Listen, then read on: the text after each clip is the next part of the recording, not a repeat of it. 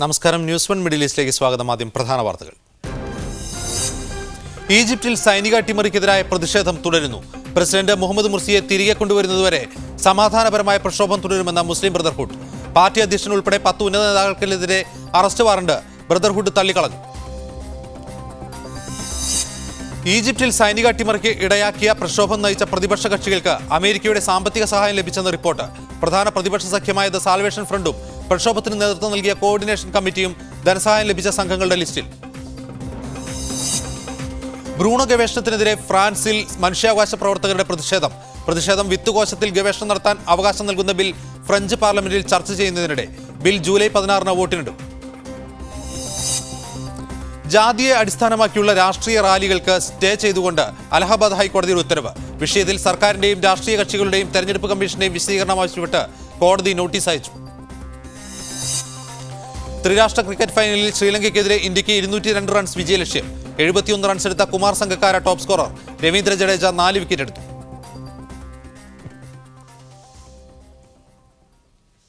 ഈജിപ്തിൽ സൈനിക അട്ടിമറിക്ക് ഇടയാക്കിയ പ്രക്ഷോഭം നയിച്ച പ്രതിപക്ഷ കക്ഷികൾക്ക് അമേരിക്കയുടെ സാമ്പത്തിക സഹായം ലഭിച്ചതായി റിപ്പോർട്ട്. അമേരിക്കൻ സർക്കാരിന്റെ ധനസഹായം സംബന്ധിച്ച വിവിധ രേഖകൾ തെളിവാക്കി അൽ ജസീറ ചാനലാണ് റിപ്പോർട്ട് പുറത്തുവിട്ടത്. Democracy assistant program for Middle East എന്ന പദ്ധതി പ്രകാരം പശ്ചിമേഷ്യയിലെ വിവിധ ഗ്രൂപ്പുകൾക്ക് അമേരിക്ക ധനസഹായം നൽകുന്നുണ്ട്. Bureau of democracy, Middle East partnership initiative, national endowment for democracy തുടങ്ങിയ നിരവധി ഏജൻസികൾ വഴിയാണ് അമേരിക്ക ഫണ്ടിംഗ് നടത്തുന്നത്.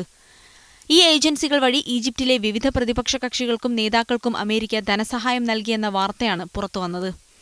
യൂണിവേഴ്സിറ്റി ഓഫ് കാലിഫോർണിയ ബെർക്കിലിയുടെ അന്വേഷണാത്മക റിപ്പോർട്ടിംഗ് പ്രോഗ്രാമാണ് ഇത് സംബന്ധിച്ച രേഖകൾ ശേഖരിച്ചത്. മുർസി വിരുദ്ധ പ്രക്ഷോഭത്തിന് നേതൃത്വം നൽകിയ കോർഡിനേഷൻ കമ്മിറ്റിയിലെ പ്രധാനിയും റിഫോം ആൻഡ് ഡെവലപ്മെന്റ് പാർട്ടി നേതാവുമായ മുഹമ്മദ് ഇസ്മത്ത് അൽ സാദത്ത് 2011 വരെ $2,65,175 അമേരിക്കൻ ഡോളർ സ്വീകരിച്ചിട്ടുണ്ട്. മുഹമ്മദ് അൽ ബറാദിയുടെ പാർട്ടിയായ അൽ ദസ്തൂർ പാർട്ടി അംഗവും മുർസി വിരുദ്ധ ആക്ടിവിസ്റ്റുമായ ഇസ്ര അബ്ദുൽ ഫതഹ് ലക്ഷക്കണക്കിന് ഡോളറിന്റെ സഹായം കൈപ്പറ്റിയിട്ടുണ്ട്. മുർസി കാലത്ത് അവതരിപ്പിച്ച പുതിയ ഭരണഘടനയ്ക്കെതിരെ പള്ളി ഉപരോധ സമരം നയിച്ചത് ഇവരാണ്. പ്രധാന പ്രതിപക്ഷ സഖ്യമായ the Salvation Front, reform and development party എന്നിവ ധനസഹായം ലഭിച്ച സംഘങ്ങളിൽപ്പെടും. മുർസി വിരുദ്ധ പ്രക്ഷോഭത്തിൽ അക്രമത്തിന് പ്രോത്സാഹനം നൽകിയ കേണൽ ഉമർ അഫീഫി സുലൈമാനാണ് മറ്റൊരാൾ. ഇപ്പോൾ അമേരിക്കയിൽ അഭയാർത്ഥിയാണ് ഇയാൾ. അൽ ഹയാത്ത് പാർട്ടി നേതാവ് മൈക്കിൾ മ്യൂനിയർ USAIDൽ നിന്ന് 8,73,355 അമേരിക്കൻ ഡോളർ സഹായം നേടിയിട്ടുണ്ട്.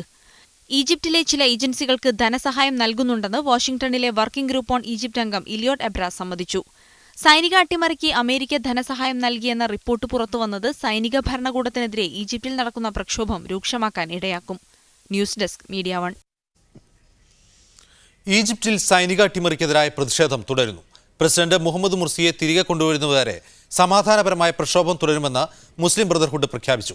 പാർട്ടി അധ്യക്ഷൻ മുഹമ്മദ് ബദി ഉൾപ്പെടെ 10 ഉന്നത നേതാക്കൾക്കെതിരായ അറസ്റ്റ് വാറണ്ട് ബ്രദർഹുഡ് തള്ളിക്കളഞ്ഞു. അതേസമയം മന്ത്രിസഭ രൂപീകരിക്കാനുള്ള ഇടക്കാല പ്രധാനമന്ത്രി ഹസം അൽ ബബ്ലാവിയുടെ ശ്രമങ്ങൾ ഇതുവരെയും ഫലം കണ്ടിട്ടില്ല. മന്ത്രിസഭയിലേക്കുള്ള ക്ഷണം ബ്രദർഹുഡ് നേരത്തെ നിരസിച്ചിരുന്നു. ഇസ്ലാമിക പണ്ഡിതൻ യൂസുഫ് അൽ ഖർലാവിയുടെ ഫത്വയ്ക്കെതിരെ മകൻ രംഗത്ത്. ഈജിപ്തിൽ മുർസിക്കെതിരെ നടക്കുന്ന വിപ്ലവം ഇസ്ലാമിക വിരുദ്ധമാണെന്ന ഖർലാവിയുടെ ശരീഅത്ത് വിധിയെയാണ് മകൻ വിമർശിച്ചിരിക്കുന്നത്. ഈജിപ്ത് പ്രസിഡന്റ് മുഹമ്മദ് മുർസി തന്റെ ജനതയെ തൃപ്തിപ്പെടുത്തുന്നതിൽ പരാജയപ്പെട്ടുവെന്ന് പ്രമുഖ ഇസ്ലാമിക പണ്ഡിതനായ ഡോക്ടർ യൂസുഫ് അൽ ഖർലാവിയുടെ മകൻ അബ്ദുൽ റഹ്മാൻ ഖർലാവി അഭിപ്രായപ്പെട്ടു. ഈജിപ്തിലെ പ്രാദേശിക പത്രമായ അൽ വത്തനിലാണ് അദ്ദേഹം കത്തിലൂടെ ഇക്കാര്യം വ്യക്തമാക്കിയത്. കൂട്ടുകക്ഷി ഭരണം സാധ്യമാക്കുമെന്നും പോലീസ് മേഖലയെ പൂർണ്ണമായും വൃത്തിയാക്കുമെന്നും മുർസി നേരത്തെ തന്നെ വാഗ്ദാനം നൽകിയിരുന്നു. എന്നാൽ അധികാരത്തിൽ വന്നതിനു ശേഷം ഇതെല്ലാം ലംഘിക്കപ്പെടുന്ന അവസ്ഥയാണ് കാണാൻ കഴിഞ്ഞത്. മുഹമ്മദ് മുർസി എല്ലാ ഈജിപ്ഷ്യൻ ജനതയുടെ നേതാവാകുമെന്ന പ്രതീക്ഷയെ നിരാശപ്പെടുത്തുന്ന രീതിയിലുള്ള പ്രവർത്തനങ്ങളാണ് അദ്ദേഹത്തിന്റെ ഭരണകാലത്ത് നടന്നതെന്ന് മകൻ കൂട്ടിച്ചേർത്തു. നിലവിലെ ഈജിപ്തിലെ അവസ്ഥ വളരെയധികം സംഘർഷഭരിതമാണ്. ഈജിപ്തിൽ ഇപ്പോൾ നടക്കുന്ന രീതിയിലുള്ള യഥാർത്ഥ വിപ്ലവം ഇന്നത്തെ ജനത മുമ്പെങ്ങും കണ്ടിട്ടില്ലാത്തതാണ്. ഇന്നത്തെ യുവ ഈജിപ്തുകാരുടെ ചിന്തയും വിചാരവും പഴയതിൽ നിന്ന് തികച്ചും വ്യത്യസ്തവുമാണ്.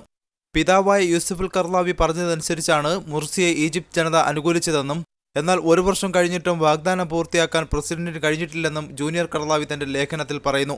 ഹുസ്നി മുബാറക്കിന് ശേഷം ഒരു ഏകാധിപതിയെയും ഒരു ദിവസം പോലും വാഴാൻ അനുവദിക്കാത്ത വിധത്തിൽ ഈജിപ്തിലെ പൊതുവികാരം രൂപപ്പെട്ടിട്ടുണ്ടെന്നും അതിനാൽ പിതാവിന്റെ ഇസ്ലാമിക വിധിയോട് യോജിക്കാനാവില്ലെന്നും മകൻ വ്യക്തമാക്കി. താങ്കളുടെ അഭിപ്രായത്തെ ഇസ്ലാമിക വിധി എന്ന രീതിയിൽ മാത്രമേ അനുകൂലിക്കാനാവൂ എന്നും രാഷ്ട്രീയ അഭിപ്രായമായി കണക്കാക്കാനാകില്ലെന്നും അബ്ദുൾ റഹ്മാൻ സൂചിപ്പിച്ചു. ഈ കത്ത് ഒരുപക്ഷെ പിതാവിനോടുള്ള അനുസരണക്കേടായി വ്യാഖ്യാനിക്കപ്പെടാമെങ്കിലും ഈ അവസരത്തിൽ നിശബ്ദനാവാൻ കഴിയില്ലെന്ന് പറഞ്ഞാണ് അദ്ദേഹം തന്റെ കത്ത് അവസാനിപ്പിച്ചത്. Rameez Chathiyara, media 1, Qatar. മറ്റൊരു വാർത്തയിലേക്ക്. ഭ്രൂണ ഗവേഷണത്തിനെതിരെ ഫ്രാൻസിൽ മനുഷ്യാവകാശ പ്രവർത്തകരുടെ പ്രതിഷേധം. വിത്ത് കോശത്തിൽ ഗവേഷണം നടത്താൻ അവകാശം നൽകുന്ന ബിൽ ഫ്രഞ്ച് പാർലമെന്റിൽ ചർച്ച ചെയ്യുമ്പോഴാണ് പുറത്ത് പ്രതിഷേധം നടന്നത്. കടുത്ത മാനദണ്ഡങ്ങൾ പാലിച്ച് വിത്ത് കോശത്തിൽ പരീക്ഷണം നടത്താൻ അനുമതി നൽകുന്ന ബില്ലിൽ ഇളവ് നൽകാനാണ് ഫ്രഞ്ച് പാർലമെന്റ് ആലോചിക്കുന്നത്. 200ഓളം വരുന്ന സമരക്കാർ ഭ്രൂണത്തിന്റെ രൂപം ധരിച്ചാണ് പ്രതിഷേധത്തിനെത്തിയത്. ജൂലൈ 16-നാണ് ബില്ലിൽ വോട്ടെടുപ്പ് നടക്കുക. ഇനി റമദാൻ വിശേഷങ്ങൾ.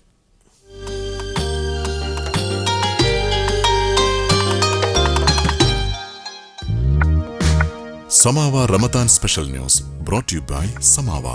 Define fresh and long-lasting fragrance from Samawa. Samawa reaches everywhere. Ramadan മാസാരംഭം മുതൽ 5 നേരത്തെ ബാങ്ക് വിളി സംപ്രേഷണം ചെയ്ത് ചാനൽ 4 ചരിത്രം സൃഷ്ടിക്കുന്നു. എന്നാൽ ബ്രിട്ടനിലെ തീവ്ര ദേശീയവാദികളായ UK ഇൻഡിപെൻഡന്റ് പാർട്ടി ചാനലിനെതിരെ രംഗത്തെത്തി.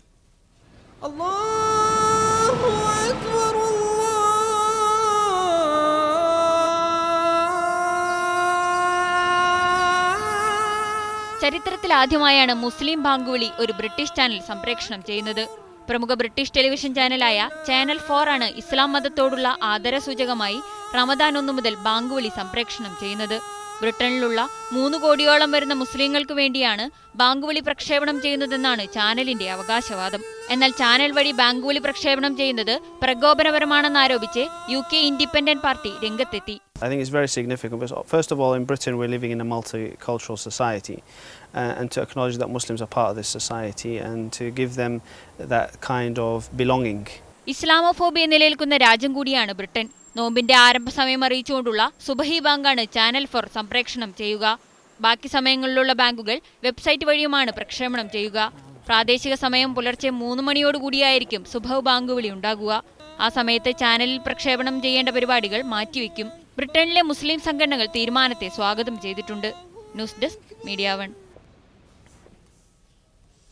2 ആഭ്യന്തര യുദ്ധങ്ങൾ തകർത്തെറിഞ്ഞ സമ്പദ് വ്യവസ്ഥയുമായി റമദാനിലേക്ക് പ്രവേശിച്ചിരിക്കുകയാണ് പടിഞ്ഞാറേ ആഫ്രിക്കൻ രാജ്യമായ ഐവറി കോസ്റ്റ്. കുതിച്ചുയരുന്ന നിത്യോപയോഗ സാധനങ്ങളുടെ വിലക്കയറ്റവും പണപ്പെരുപ്പവും റമദാൻ ആഘോഷങ്ങളുടെ നിറം കെടുത്തി.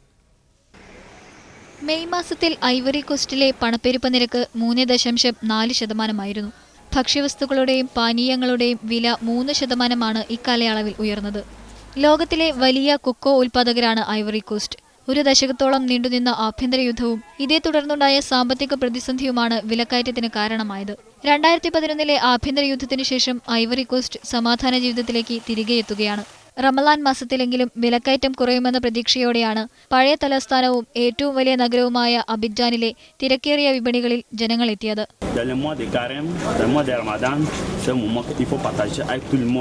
ഐവറി കോസ്റ്റിലെ ജനതയിൽ 40% മുസ്ലിങ്ങളാണ്. ഒപ്പം ജൂല എന്ന മുസ്ലിം വംശീയ വിഭാഗവുമുണ്ട്. വിരുന്നൊരുക്കിയും സന്ധ്യാവേളയിൽ ഒത്തുകൂടി നോമ്പ് മുറിച്ചും ഭക്ഷണം വീതം വെച്ചും ഓരോ വീടുകളിലും റമദാൻ ആഘോഷം നടക്കുകയാണ്. Les frères, comme on est ensemble ici, on s'associe chacun donne un peu, puisqu'on sait que quand le Ramadan arrive, plein de choses augmentent. Ramadan പ്രമാണിച്ച് ചില സൂപ്പർ മാർക്കറ്റുകൾ ഭക്ഷ്യവസ്തുക്കളുടെ വില കുറച്ചിട്ടുണ്ട്. പരമ്പരാഗത വിഭവങ്ങൾ ഒരുക്കി ഇഫ്താർ വിരുന്നുകൾ സംഘടിപ്പിക്കാൻ ഇതുമാത്രമാണ് ഐവറി കോസ്റ്റുകാർക്ക് ആശ്വാസം. News desk media 1. മുഹമ്മദ് മുർസിയെ പുറത്താക്കിയതിനെതിരെ സമരം ചെയ്യുന്ന മുർസി അനുകൂലികളുടെ വ്രതാനുഷ്ഠാനം പ്രതികൂല സാഹചര്യങ്ങളെ നേരിട്ടാണ്. കെയ്റോയിലെ കടുത്ത ചൂടിലും പൊടിയിലും വ്രതാനുഷ്ഠാനവും സമരവും ഒരുമിപ്പിച്ചു കൊണ്ടുപോവുകയാണ് മുർസി അനുകൂലികൾ. അത്താഴത്തിന് അപ്പവും ചീസും പയറുമൊക്കെയായാണ് മുർസി അനുകൂലികൾ സമരത്തിനെത്തിയത്. കാർഡ്ബോർഡും പേപ്പറുമൊക്കെ നിലത്ത് വിരിച്ച് പ്രായഭേദമന്യേ മുർസി അനുകൂലികൾ വെറും നിലത്തിരുന്നാണ് അത്താഴം കഴിച്ചത്. മുർസിയെ തടങ്കലിൽ പാർപ്പിച്ചിരിക്കുന്നുവെന്ന് കരുതുന്ന പട്ടാള ബാരക്കിന് മീറ്ററുകൾക്ക് അകലെ മാത്രമാണ് മുർസി അനുകൂലികളുടെ ധർണ നടക്കുന്നത്. സമാധാനപരമായി സമരം ചെയ്ത മുർസി അനുകൂലികൾക്ക് നേരെ കഴിഞ്ഞ ദിവസം സൈന്യം നടത്തിയ വെടിവെപ്പിൽ 55 പേർ കൊല്ലപ്പെട്ടിരുന്നു. സമരക്കാർ പ്രാർത്ഥിച്ചുകൊണ്ടിരിക്കുന്നതിനിടെയാണ് സൈന്യം വെടിവെച്ചതെന്നാണ് ബ്രദർഹുഡ് പ്രവർത്തകർ പറയുന്നത്.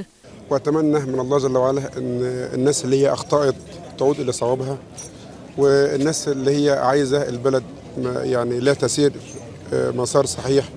ഇതോടെ അട്ടിമറിയെ പിന്തുണച്ചു പോന്ന സലഫി പാർട്ടിയായ അന്നൂർ ഇടക്കാല പ്രസിഡന്റിനുള്ള പിന്തുണ പിൻവലിച്ചു.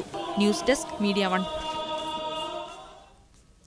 മുർസി അനുകൂല പ്രക്ഷോഭകർ തമ്പടിച്ചിരിക്കുന്ന കെയ്റോയിൽ നിന്നുള്ള തത്സമയ സംപ്രേഷണത്തിലേക്ക്.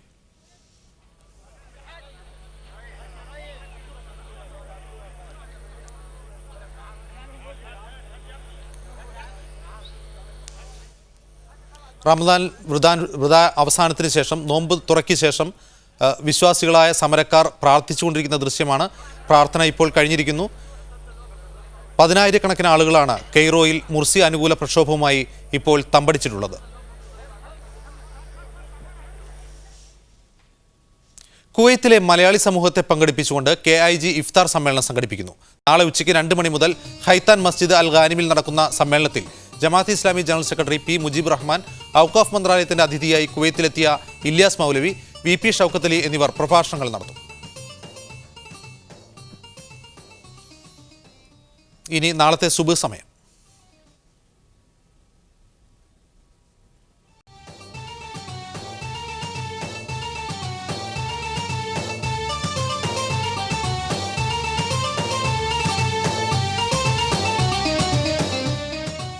കുവൈറ്റിൽ നിന്ന് വീണ്ടും കാരുണ്യപ്രവാഹം.